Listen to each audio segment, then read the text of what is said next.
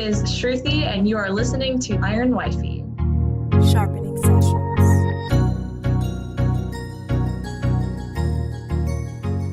Hey guys, and welcome back to another episode of Sharpening Sessions with IronWifey. This week, I have Shruthi from The Honest Shruth on with us. Shruthi, how are you? I'm doing great. How are you? I'm good. I see your dogs want to kind of join in on us with this interview. Yes. Can't really. I try to train them. Maybe not the best trainer. Who knows? No, you are fine. So you are a blogger. Can you tell us a little bit about yourself? Sure. So I am a full-time blogger based in Austin, Texas.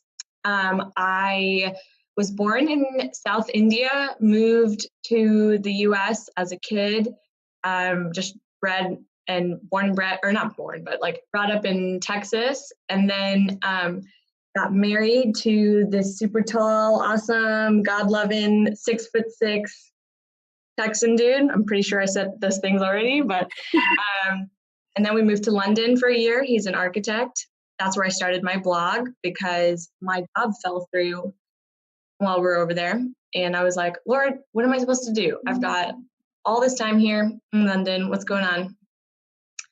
And I don't know, my passion's always been writing, photography, film, communicating with people. So yeah, I started my blog in London, and now I'm back in Austin, and that's a little about me. Awesome. So we'll dive into your international travels in a minute, Mm-hmm. but what led you to start your blog? I know you're bored in London, but truly, what led you to actually get started? So about 6 years ago, I started a blog called Salt and Pepper. I don't even know if it's around. It was a food blog. It has one entry, I'm pretty sure. And it's something I always wanted to grow in. I always wanted to be better at communicating like just my thoughts, whether that was the restaurants I was eating at or the places I was going to or the people I was meeting. So while I was in London, I was just thrust into this world of culture and fashion, food, and also a place where faith is very, very looked down upon. So it was kind of the perfect time to write. It was the perfect time to express myself. And it was just kind of like, I didn't really overthink it. I was like, man, what am I good at? What's like the talent that God's put within me? And it was, well, it's what comes naturally. And what comes naturally was writing. And so that's kind of where the blog started. That is amazing. And you named your blog after yourself, The Honest Shruth. Why did you choose that name? Okay, I'm notorious for bad puns. Like, I'm talking puns are my life. Like whenever the people are getting married, they'll be like, hey, can you come up with my wedding hashtag?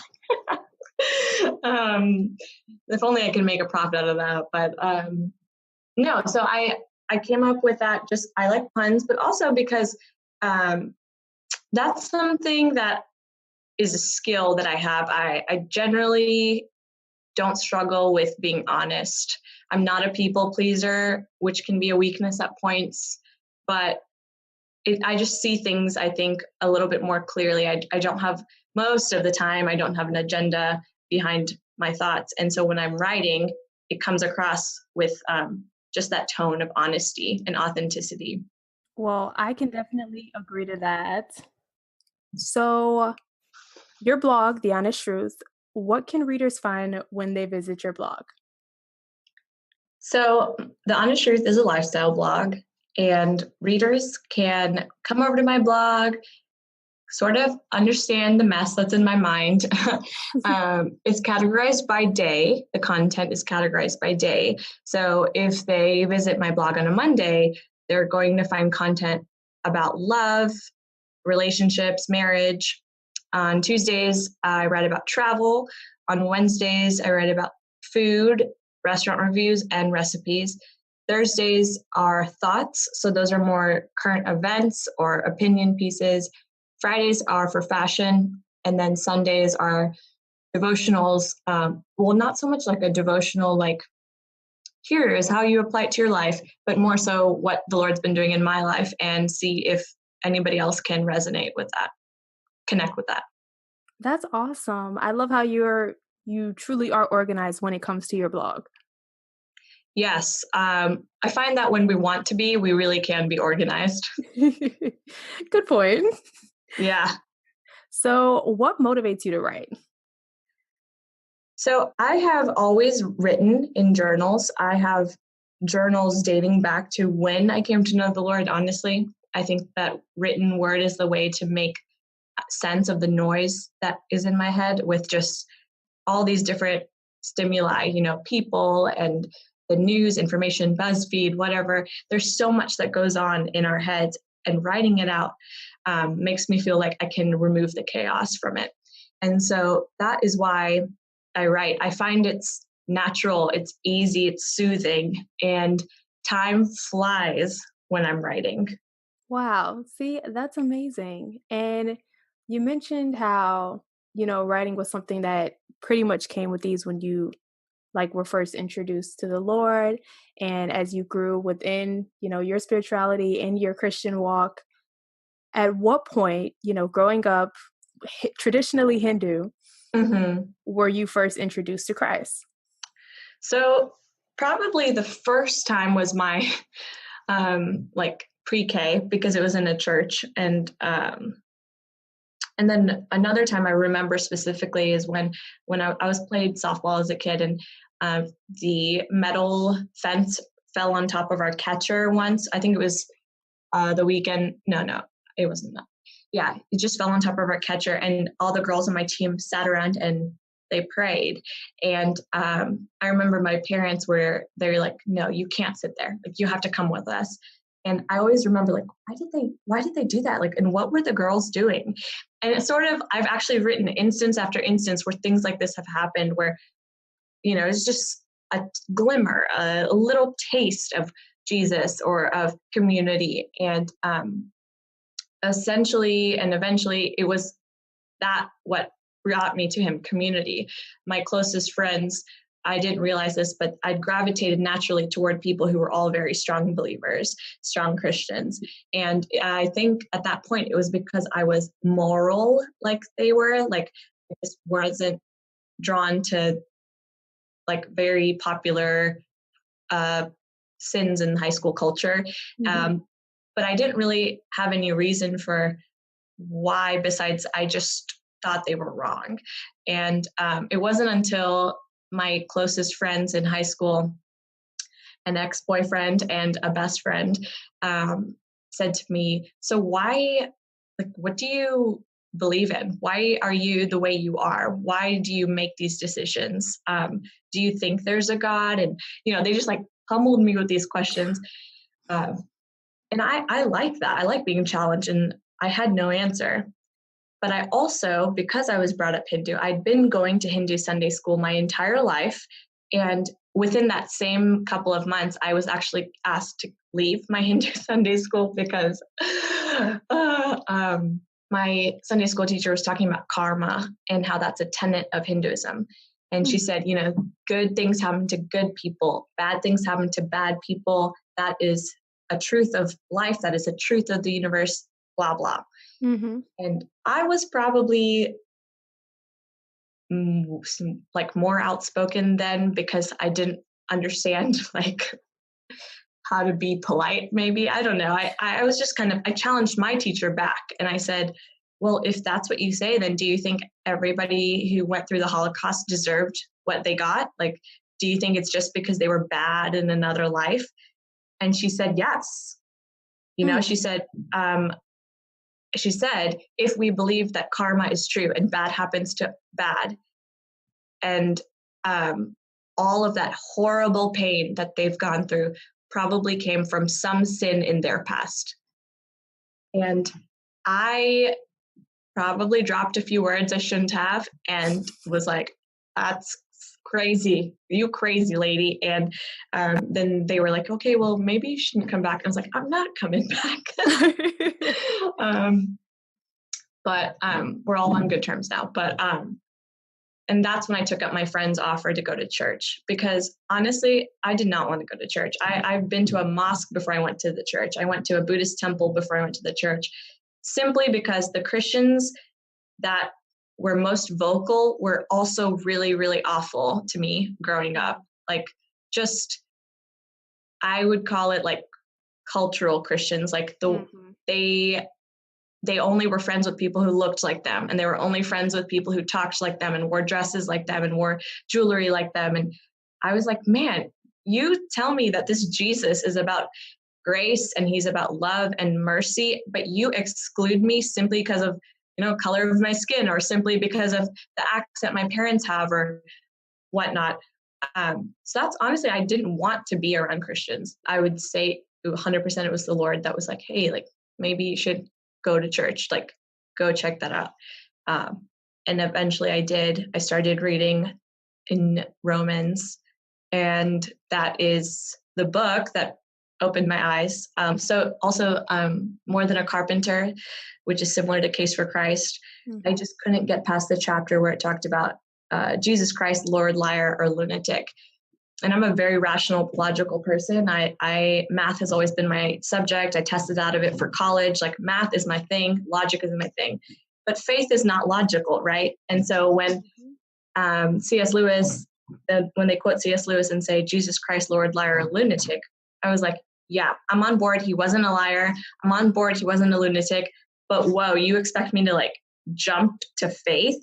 And that is the journey God brought me through while I was reading the Bible and reading in Romans specifically. And that's when he like opened my eyes and drew me near to him.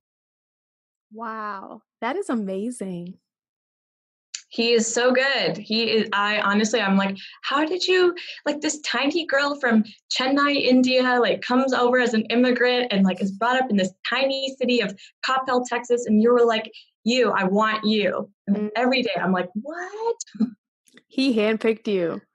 How does your family deal with this? So I didn't even get to tell them my news because I told some of my family friends, and they've apologized for this now because they saw the destruction that it brought. But they kind of went running to my parents and said, your daughter claims that she's a Christian.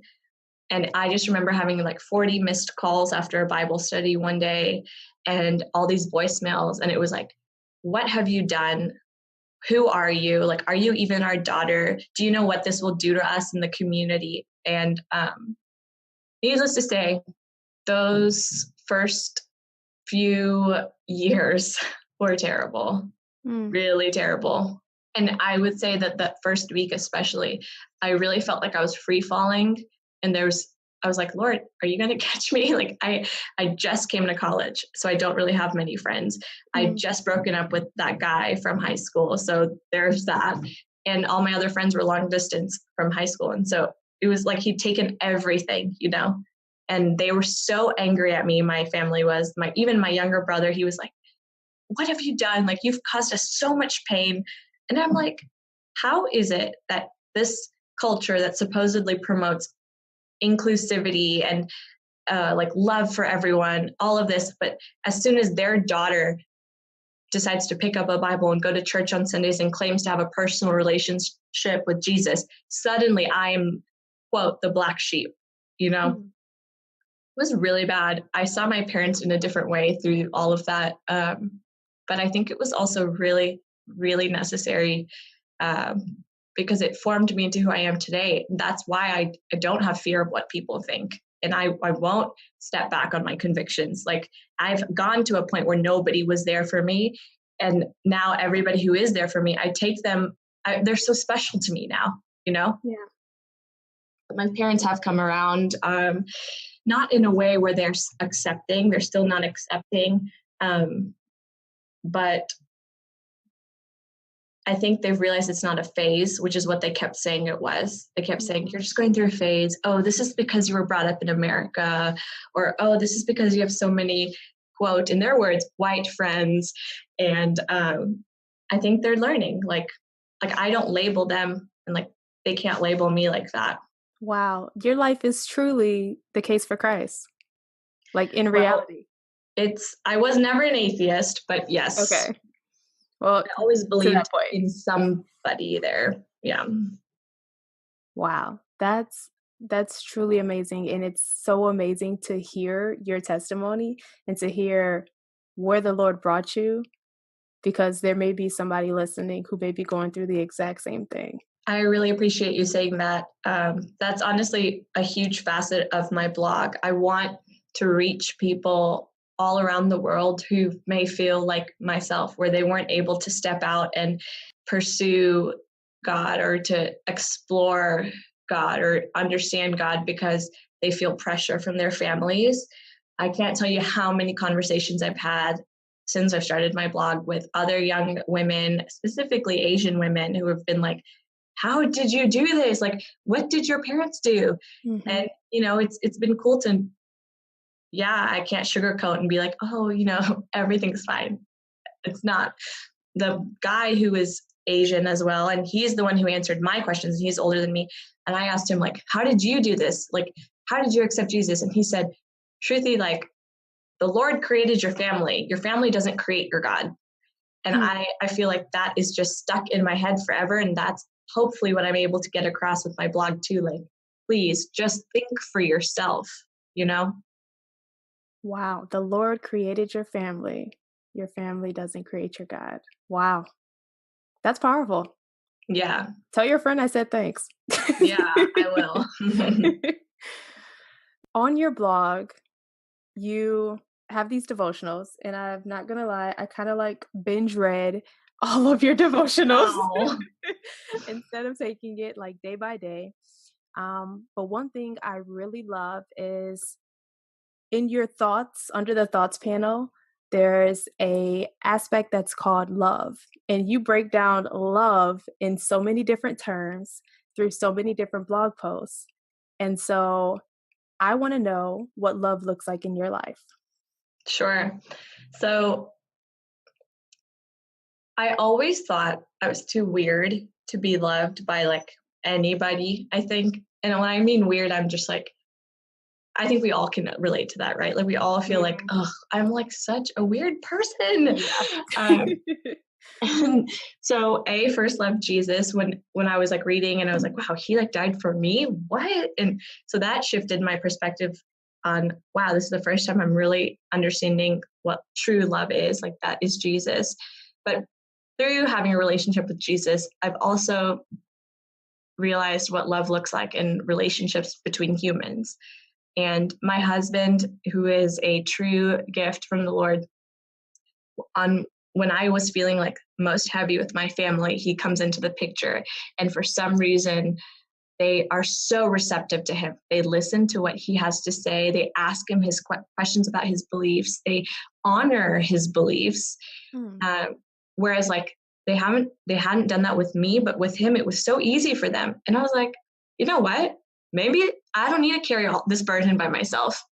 Like maybe I should accept help. Maybe it's not even up to me. And so he entered my life, and he has truly shown me love. And he always says, it's like, everything that's from me, that's good, is from the Lord. And I'm like, yes, I get that, honey. But like, you have shown me love in ways that I had never seen before, like apologizing. I've never really seen people be gracious in their apologies, and humility. When he achieves things, he isn't putting it all over social media. He just achieves them. He praises the Lord and he moves on. And things like that. Those verses where it's like, love is patient, love is kind, da, da, da. Like we read over them so fast, but when you really take the time to understand, what does it mean that love is patient? What does it mean that love perseveres? It's so much deeper than just a verse you read at a wedding. It is. So I find that is one of the topics I am thrilled that I get to write about. And I find that people internationally really can connect with that, because people are always seeking love. And I feel like I know love because of Jesus. And if I can express that to people and use that as a vehicle to get them to open the word, that's the end goal. Then that's when I know that I'm doing my job right. Awesome. How did you and your husband meet? Oh, all right. So we met through his ex-girlfriend, but Oh, let me tell you, it's not as scandalous as that sounds. okay. So she and I were in the same sorority, and he was in our brother fraternity at college. And she and him, they were dating, and I was interested in this other guy. So you don't even look at people who were like taken. But then their relationship ended. I went on a mission trip to India, and he was connected with me. He would check up on me. He would send me messages like, how are things going? Oh, like, that's so cool that you're eating mangoes, or that's so cool that you're riding a scooter. And so we just created this online friendship simply because I was serving and he was like following along on the journey. I didn't think anything of it, but when I got back, he asked me to dinner. And I remember I still have those journals from 6 years ago, like writing like, Hank Parker just asked me on a date. Lord, do you want me to go on a date with this guy? Like he was totally not my type on paper. Like, I have never dated anyone who wasn't like Indian or Asian or partially Indian or Asian. And so, I don't know. That's how we met. And I'm so thankful that I did not let my ideas of what a man should be limit the men I actually dated, the man I dated, because now he's my husband. Yes. And how long have you guys been married? So we've been married almost 2 years now. Awesome. Congratulations. Thank you. You're welcome. So, one, how did you know you were ready for marriage? Mm-hmm. And two, how did you feel when you reached that point where it was time to get married? Yeah. I honestly, on our first date, when we sat down, he said his intentions. He was like, I want to date you to see if this can turn into marriage. And I was like, great, because I am not about to date like guys who are not serious. Like, I was over that at that point. And so we were on the same page from date one. Let me tell you, I have friends who have been dating for years and they're still like, I don't know if he's interested in marrying me. And I'm like, girlfriend, why has it taken you 2 years to realize that, Mm-hmm.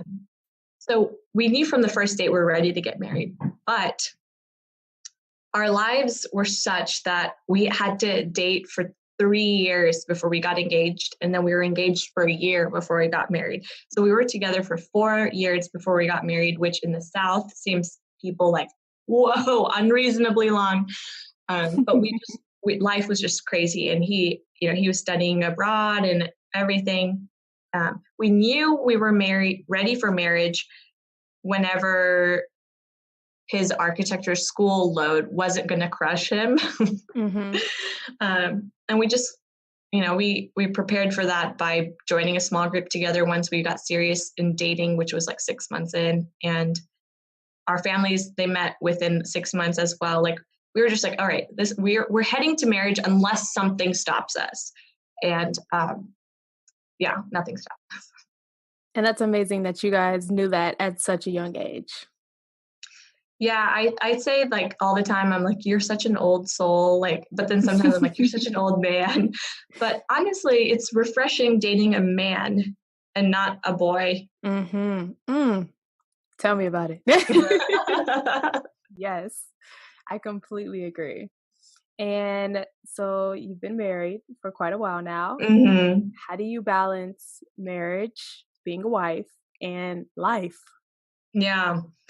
So I feel like marriage is the foundation, like we're always married, but sometimes I struggle with being a wife in like realizing that he needs to listen, like talk, and he just wants me to listen, or that I can trust him with my insecurities, or sometimes I feel like I have to just be like encouraging and supportive, but he always is like, no, like, you can also just tell me what you're feeling. And I'm like, oh yeah, so that wife thing, like the whole being one thing. Yes, you don't judge me. Oh yes, I forgot. So that's definitely a work in progress. And then the life thing, Well, life has been nonstop for us, I feel, since we've gotten married. So right now is a really sweet time where we're kind of making memories in the mundane moments. Mm-hmm. We're enjoying the grocery shopping. We're enjoying the walking the dogs. We're taking in all the little moments. So right now, life is slower. And I think that's helping our marriage because we're just not going 100 miles an hour. Amazing. Well, I want to get a little bit into your blog and how you Mhm. actually got it to a point where you were able to do it full time, but we'll Mm, do that right after this break. okay. Are you enjoying the podcast you're listening to right now? No worries, it doesn't have to stop here. With more podcast interviews, blogs, and our monthly magazine, we want to invite you into our community of sisterhood. We are daughters of a king, which makes all of us sisters in Christ. As sisters, it's our responsibility to encourage and inspire one another because, at the end of the day, as iron sharpens iron, one woman sharpens another. Check us out online, IronWifey.com. That's IronWifey.com.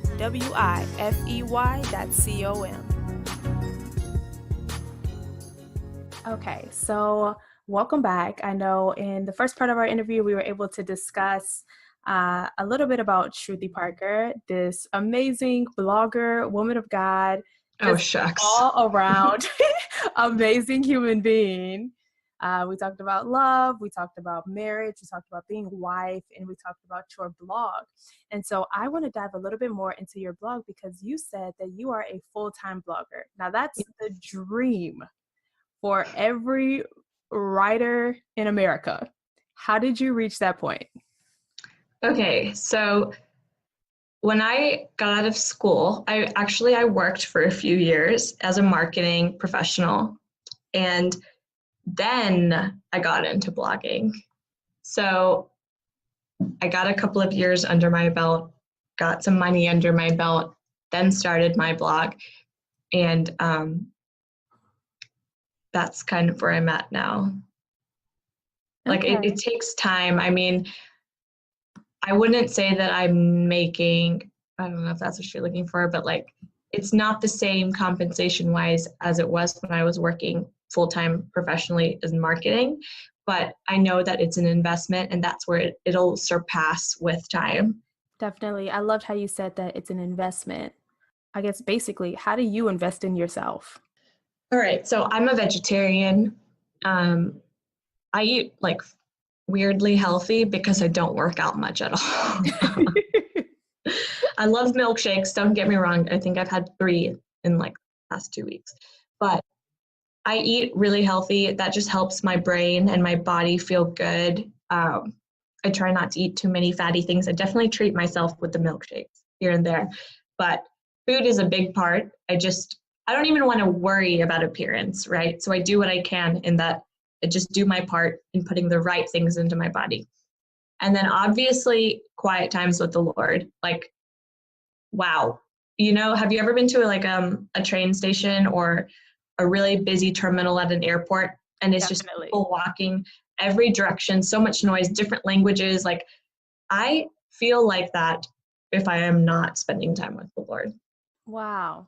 So that helps a lot. And then just sort of like fun little beauty things. Like I really love putting warm coconut oil in my hair or like practicing yoga, things like that. I don't take appearance too seriously.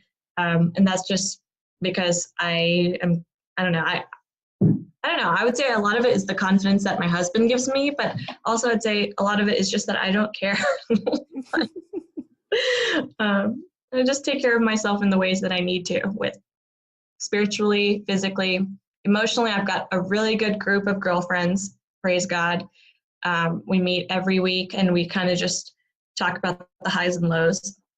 I don't know what I would do without them. So yeah, just kind of a healthy lifestyle, but not like obsessing about it. Awesome. And so it's kind of funny because being a full-time blogger, you just touched on the 4 main points that you pretty much focus on in your blog, being thoughts, tastes, travel, and style. And you just did it so unintentionally. So I want to dive a little bit more into your travel because, you mentioned that you guys lived in London for a year, and within your blog, you go to so many different places like Cambridge, like all these amazing places. Tell me about your travel life. Okay. Well, our travel life was so much easier to do while we lived in London, simply because it was easier to get around places. We took a bus from London to get to Cambridge or to Oxford, and then we took a 20-pound flight to get to Dublin, which you can't even fly to Dallas from Austin for 20 pounds. So, and it was just easier to travel there, which is why we did it. Um, I'd say our favorite places for sure were Bali, Indonesia. I felt like Indonesia, where I went, was very similar to India, and I loved the warmth of the people and the warmth of the weather. We also loved Iceland. It truly is untouched. It's still very like protected, and natural beauty is just astounding. So those two are kind of polar opposites, but man, I also feel like when I was talking about Romans earlier, like my favorite Bible verse is Romans 1:20, about how men are without excuse, for God displays himself in creation. And I think that's why I enjoy travel so much, because when we went to Bali and we saw the rice fields and the volcanoes, and we went to Iceland and we saw the natural glaciers and waterfalls and all that, and it's just so beautiful. Man cannot imitate, man cannot create. You're just like, man, we are tiny little humans, and there is a God, A, because look around you, but also B, because he says it in the word. So. Awesome and very true. And I love how your favorite verse is Romans 1:20, and how you basically see the Lord through his creation. Mm-hmm. So with Romans 1:20 being your favorite verse, IronWifey is derived from Proverbs 27:17 that says, as iron sharpens iron, one friend sharpens another. So our motto is, as iron sharpens iron, one woman sharpens another. How do you feel, or what do you think of when you hear that phrase? Oh, I love it. I mean, where would we get if we were all super fluffy and polite to one another? Like iron sharpening iron is just an incredible image. You really think about why does iron sharpen iron, and what's the purpose of the iron? So I'm all about women helping each other in those ways and keeping each other accountable, teaching each other, listening to each other, ultimately speaking truth with compassion, and having compassion but still keeping to truth. I love that. Keeping to Shruth. Hey, I see what you did there. It's okay. I'm super awkward when it comes to like those punny things. Oh, you know what? You just gotta go for it. Just like you did. So, speaking of iron sharpening iron, how do you, Shruthi, sharpen other women in Christ? Okay, so you know how like God is a loving God, but he's also a powerful God? Mm-hmm. So I tend to lean to the fact that he's a powerful God, and I kind of forget sometimes that he's a loving God. I'm just like, man, like God can do that, Mm-hmm. But I have a lot of friends who are the opposite, where they're always like, God is like our Father, and like, they're very like heart people, and I might be more of a mind person. And so I feel like I'm able to sharpen my friends when they doubt God's power. And they doubt his ability. They put him in boxes, and they get offended by, like, why is my compassionate Father doing this? And I'm able to remind them, like, hey, like, let's take a look at Job. Or, yeah. like, let's just remember for a second that you don't need to doubt him. And I'm also thankful because I have these women in my life, and when I often struggle, I'm like, oh, I'll get works-based because I'm like, oh, he's powerful, and they're like, no, he loves you. Remember, like, his love doesn't depend on your works at all. And so it goes both ways, absolutely. Awesome. And speaking of works, faith without works is dead. So how do you exercise your faith? Oh yeah.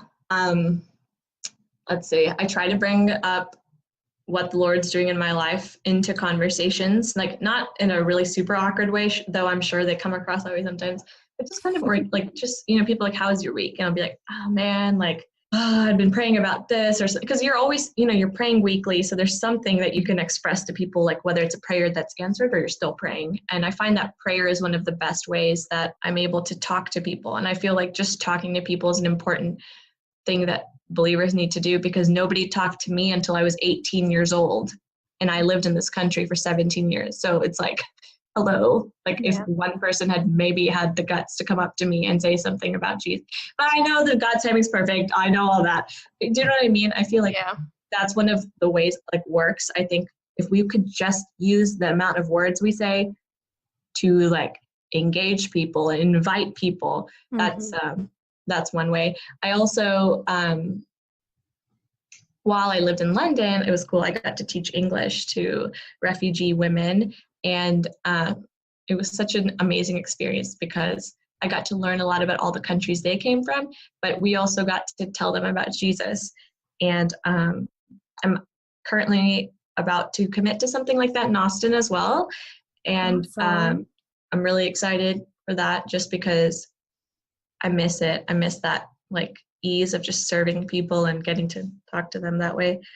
And then in our small group, we like to have third place, which is like, we'll have a social event and then bring in people who may not necessarily know the Lord and just kind of show them like, hey, Christians aren't these like weird antisocial people, like, and just, I don't want to have an agenda, because I feel like I can see when people have an agenda, and I don't want people to ever to feel like I'm just having them around me to like make them Christians. But at the same time, like my biggest heartbreak would be if the people I loved most didn't know Jesus.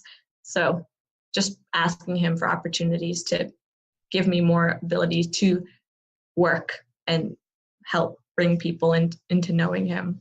That's amazing. I love your heart for hospitality. I love it. I think I would have to attribute that to my parents. Like, they are the most gracious hosts. Awesome. Well, it definitely comes out in your speech, in your testimony, in your actions. And I can't wait to see what the Lord does through you in this new thing that you're going to try to kick off in Austin. But I'm super excited for what the Lord has for you.